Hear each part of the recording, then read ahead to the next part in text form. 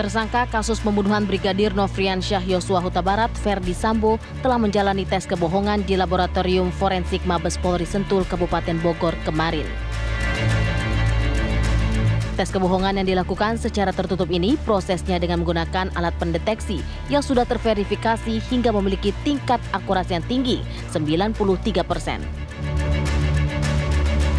Sebelumnya Polri juga telah melakukan tes kejujuran terhadap 4 tersangka dan 1 saksi dalam kasus pembunuhan berencana Brigadir Yosua. Mereka adalah Barada Richard Eliezer, Bribka Riki Rizal, Kuat Ma'ruf, Putri Chandrawati, dan Susi. Namun di sisi lain, menurut mantan Hakim Agung Profesor Gayus Lumbun ada gelagat untuk memperlemah dakwaan terhadap Ferdi Sambo dalam kasus pembunuhan Brigadir Yosua. Hal itu terlihat dari sangkaan pasal 338 KUHP tentang pembunuhan, selain pasal 340 tentang pembunuhan berencana. Gayus juga mengatakan penyidik Polri dan jaksa penuntut umum harus bisa membuktikan dalam persidangan perbuatan yang dilakukan Sambo adalah pembunuhan berencana sesuai pasal sangkaan utama. Sebab jika pasal utama tersebut tidak terbukti, maka ancaman hukuman bagi Sambo dan 4 tersangka lainnya bisa berubah. Bahkan, Ferdi Sambo dinilai bisa lepas dari jerat pasal 340 KUHP. Tim TV One mengabarkan.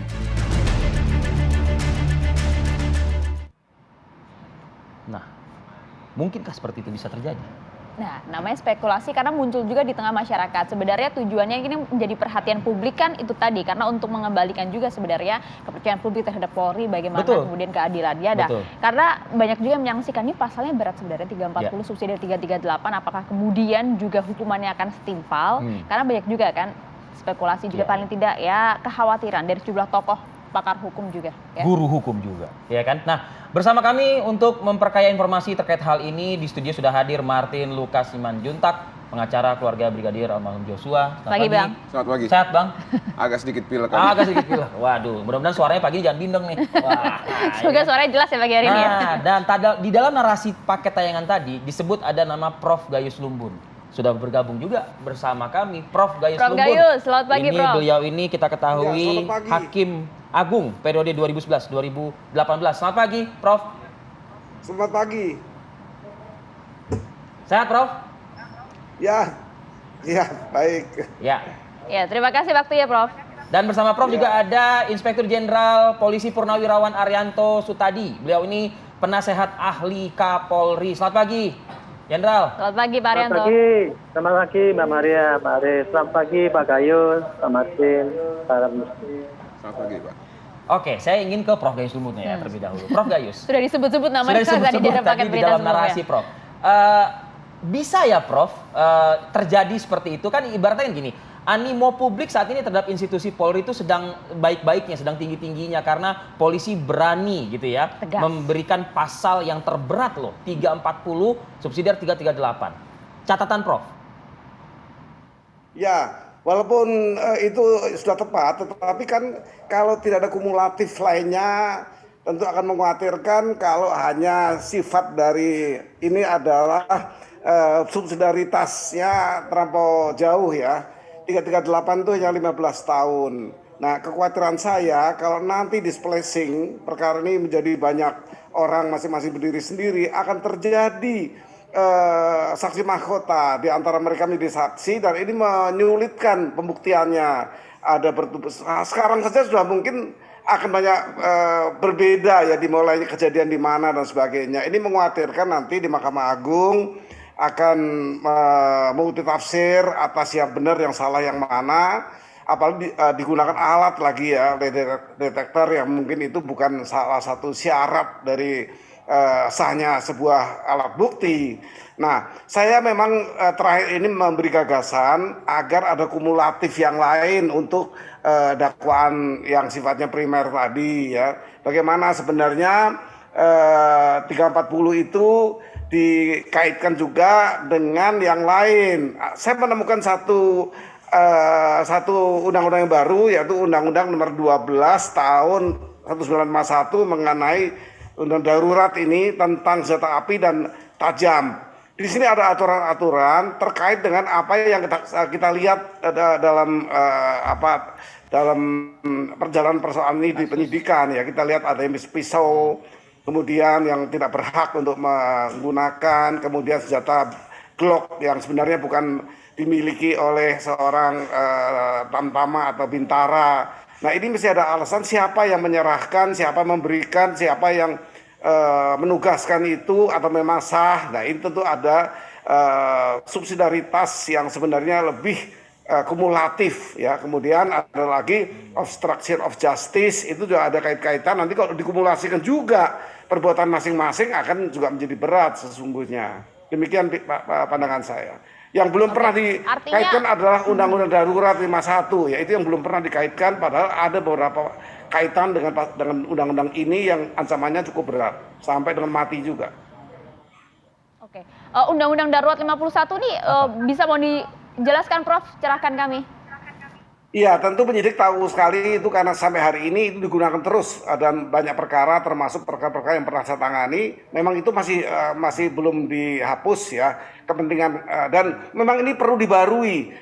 Momentum ini memang dapat digunakan nanti oleh DPR dan pemerintah membuat bagaimana penyalahgunaan senjata api oleh petugas. Ini tentu penting ya, bagaimana nanti ada revisi di KUHP yang sekarang kebetulan sedang dilakukan atau dibentuk aturan sendiri bagaimana kalau seorang petugas itu justru menyalahgunakan senjata apinya yang diberikan secara sah. Ini belum pernah diatur secara jelas. Sedangkan kepada pelaku kejahatan yang diduga saja harus diberi peringatan 2 kali misalnya. Itu petugas-petugas. Ini petugas puncak ini. Bagaimana bisa menyalahgunakan senjata yang dipercayakan kepadanya. Tentu ini berkaitan dengan undang-undang darurat tadi. Nah, tentu penyidik akan memilah atau kalau tidak hakim juga akan bisa menggunakan itu. Hakim bisa juga kalau undang-undang tidak cukup lengkap yang diajukan, hakim bisa menggunakan atau hakim bisa memberikan terendah yang saya khawatirkan kepada terdakwa karena hakim mempunyai konsep kalau daripada menghukum satu orang yang belum tentu bersalah, maka lebih baik melepaskan 10 orang yang bersalah. Ini memang adigium, tapi ini menjadi pemikiran ya. Sementara ini mengkhawatirkan nanti kalau displacing perkara ini, nah ini sudah saya ingatkan dari sekarang ini. Kalau nanti displacing akan timbul saksi-saksi mahkota. Ini lebih merumitkan lagi seperti kasus Marsinah. Hakim membebaskan seluruh terdakwa 9 orang tadi dihukum di PNNPT. Ini saya perlu sampaikan pada masyarakat. Oke, Prof Gayus, sebelum saya ke Bang Martin untuk menanggapi dan juga Pak Irjen Polisi Purnawirawan Arianto tadi, Prof juga menyampaikan semacam kayak highlight ya di kasus yang bisa dikatakan serupa, penyerbuan terhadap pelaku cebongan ya, Prof ya. Kalau secara highlight mungkin Prof membandingkan itu dengan kasus Ferdi Sambo, coba mungkin secara highlight Prof. Saya menggunakan pasal 64 dan 65 KUHP, yaitu semenlup dan handling.